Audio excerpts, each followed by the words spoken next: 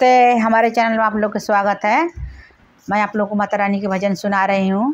भजन पसंद है तो लाइक करेगा, सब्सक्राइब करेगा, शेयर करें, कमेंट में लिखिएगा कि भजन कैसा लग रहा है। प्रेम से बोलो माता रानी की जय। सातों बहिनिया दुर्गा मैया, सातों बहिनिया दुर्गा मैया बैठल बाड़ी आंगनवे में।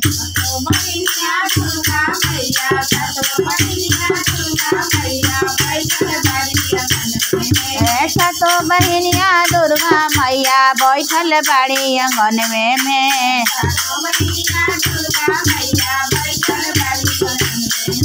सोने के झुलुआ लगई है मैया नेमिया के गछिए में।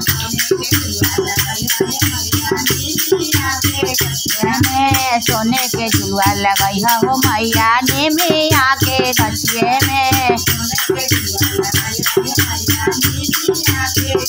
सातों बहिनिया बैठल बाड़े नेमिया के गछिए में।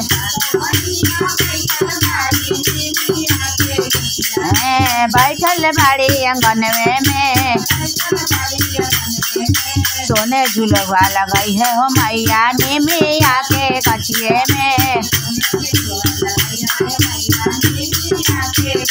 सोने सोराए गंगा जल पानी, सोने सोराए गंगा जल पानी।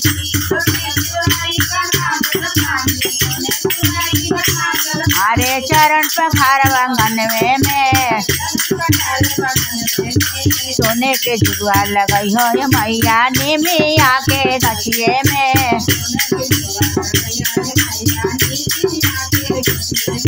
सातों बहिनिया दुर्गा मैया बैठल बाड़ी आंगनवे में।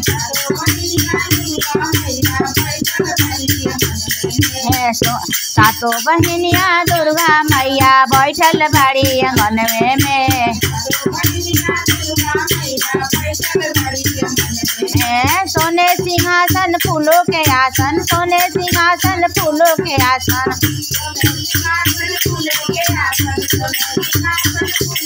अरे आसन लगइबो मंदिलवे में।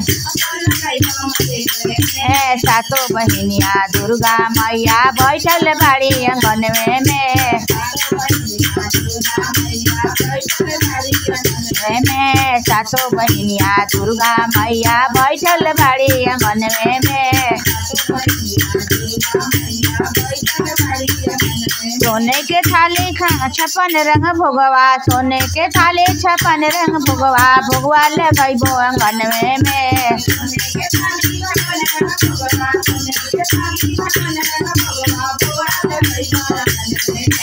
भगवान लगइबो आंगनवे में।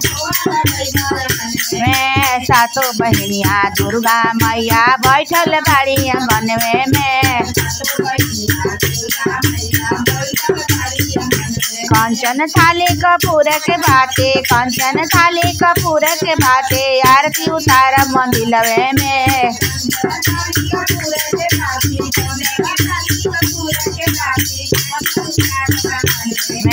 आरती उतार आंगनवे में।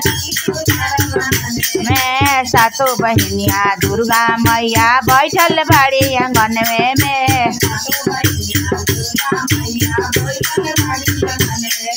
सोने के झुलुआ झुलई हो मैया नेमिया के गछिए में।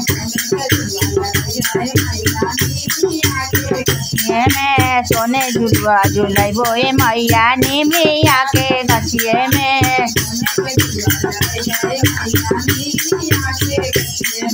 सातों बहिनिया दुर्गा मैया, सातों बहिनिया दुर्गा मैया बैठल बाड़ी आंगनवे में।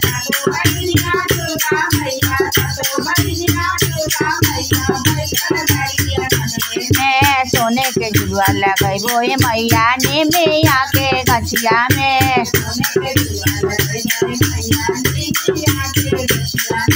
सोने के झुलुआ लगइबो मैया नेमिया के गछिए में। बोलो दुर्गा मैया की जय।